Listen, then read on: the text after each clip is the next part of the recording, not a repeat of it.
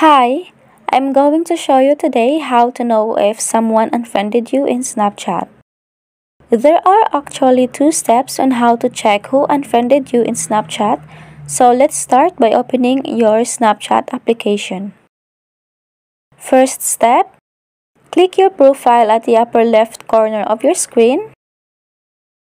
Click My Friend. If a person unfriended you, you won't be able to see their names here in your friends list. Second step, go back to camera.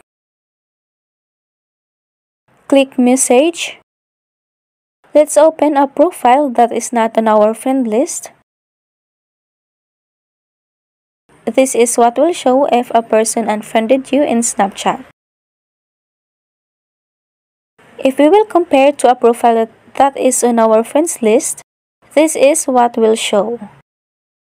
And that's how to know if someone unfriended you in Snapchat.